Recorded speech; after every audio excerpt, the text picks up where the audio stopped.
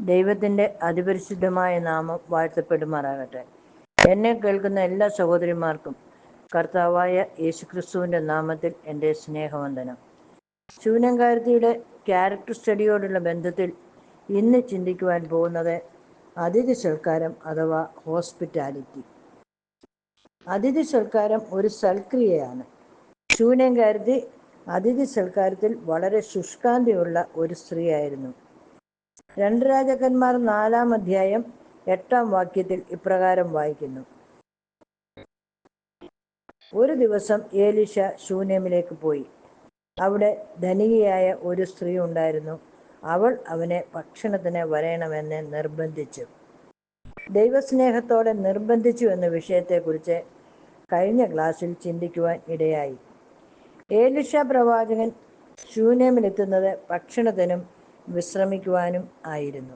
കാരണം ശൂനേം വിശ്രമിക്കുവാൻ വളരെ ശാന്തമായ അന്തരീക്ഷമുള്ള ഒരു സ്ഥലമായിരുന്നു. ഏലീശ പ്രവാചകൻ ശൂനേമിൽ എത്തിയിട്ടുണ്ടെന്ന് ശൂനേംകാരത്തിക്ക് അറിവ് കിട്ടുന്നു. അവൾ ചെന്ന് ഏലീശ പ്രവാചകനെ ഭക്ഷണത്തിന് വരണം എന്ന് നിർബന്ധിക്കുന്നു. ഏലീശ പ്രവാചകൻ അവിടെ പോകുന്നു. അവൾ ദൈവസ്നേഹത്തോടെ സന്തോഷത്തോടെ സ്വീകരിക്കുകയും സൽക്കരിക്കുകയും ചെയ്യുന്നു.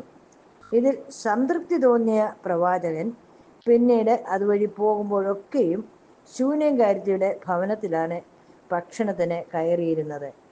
ഇങ്ങനെ കൂടെ കൂടെ ഭക്ഷണത്തിന് ഏലീശ പ്രവാചകനും ഗേഹസിയും വരുമ്പോൾ ശൂന്യംകാരത്തി അതൃപ്തി കാണിക്കുകയോ പിറുപിറുക്കുകയോ ചെയ്യുന്നില്ല.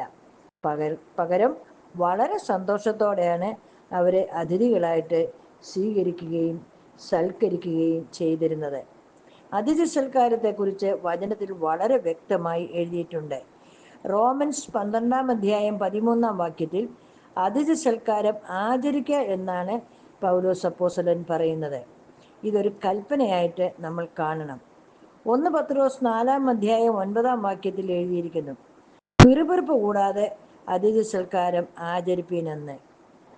ഇവിടെയും ആചരിപ്പീൻ എന്നാണ് പറയുന്നത്. പിറുപിറുക്കുന്നത് ദൈവസന്നിധിയിൽ പാപമാണ്. പിറുപിറുക്കുന്നത് അതിഥികൾ കേൾക്കുന്നില്ലെങ്കിലും ദൈവം കേൾക്കുന്നുണ്ട്.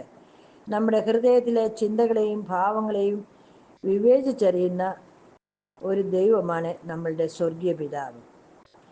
ഹീബ്രൂസ് 13-ന്റെ 1-2 വാക്യങ്ങളിൽ ഇപ്രകാരം പറയുന്നു: അതിഥി സൽക്കാരം മറക്കരുത്, അതായത് ഉപേക്ഷ വിചാരിക്കരുത് എന്നർത്ഥം. Do not neglect. ഇതിനാൽ ചിലർ അറിയാതെ ദൈവദൂതന്മാരെ സൽക്കരിച്ചിട്ടുണ്ടല്ലോ എന്ന്. ഇത് ഉൽപ്പത്തി പുസ്തകം 18-ാം അധ്യായത്തിൽ പറയുന്ന സംഭവമാണ്. അബ്രഹാമും സാറായും 3 അപരിചിതരെ സ്വീകരിക്കുകയും സൽക്കരിക്കുകയും ചെയ്യുന്നു. അവർ ദൈവദൂതന്മാരായിരുന്നു. അതിന് പ്രതിഫലമായിട്ട് സാറായ്ക്ക് ഒരു മകൻ ജനിക്കുമെന്ന് വാഗ്ദാനം ചെയ്യുന്നു. വാഗ്ദാനം ചെയ്തതുപോലെ ഇസഹാക്ക് ജനിക്കുന്നു. ദൈവവചനത്തിൽ അതിഥികളെ സൽക്കരിച്ച ചിലരെ പരിചയപ്പെടാം. മാർത്ത യേശുക്രിസ്തുവിനെയും ശിഷ്യന്മാരെയും വളരെ സന്തോഷത്തോടെയാണ് അതിഥികളായിട്ട് ഭവനത്തിലേക്ക് സ്വീകരിക്കുന്നത്. കർത്താവിന് അവിടെ പോകുവാൻ വളരെ സന്തോഷമായിരുന്നു. കർത്താവ് അവരെ വളരെയധികം സ്നേഹിച്ചിരുന്നു. ലിഡിയ എന്ന സ്ത്രീ അപ്പോസ്തല പ്രവൃത്തികൾ 16-ാം അധ്യായത്തിൽ പൗലോസിനെയും ശീലാസിനെയും ലിഡിയ സന്തോഷത്തോടെ ദൈവസ്നേഹത്തോടെ അതിഥികളായിട്ട് തൻ്റെ ഭവനത്തിലേക്ക് ക്ഷണിക്കുകയും സ്വീകരിക്കുകയും ചെയ്യുന്നു. അബ്രഹാമും സാറായും ദൈവദൂതന്മാരാണെന്നറിയാതെ ചിലരെ അതിഥികളായി സൽക്കരിക്കുന്നു. അതിനുള്ള പ്രതിഫലവും അവർക്ക് ലഭിക്കുന്നു. അപ്പോസ്തല പ്രവൃത്തികൾ 28-ാം അധ്യായത്തിൽ കപ്പൽ ഛേദത്തിന് ശേഷം പൗലോസ് അപ്പോസ്തലനും കൂടെയുള്ളവരും മെലീത്ത ദ്വീപിൽ എത്തുന്നു. മെലീത്ത ദ്വീപിലെ ദ്വീപ് പ്രമാണിയായ പബ്ലിയസ് അവരെ സ്വീകരിച്ച് 3 ദിവസം അതിഥികളായി സൽക്കരിക്കുന്നു. അതിന് പ്രത്യുപകാരമായി പബ്ലിയസിന്റെ പിതാവിനെ പൗലോസ് അപ്പോസ്തലൻ പ്രാർത്ഥിച്ച് സൗഖ്യമാക്കുന്നു.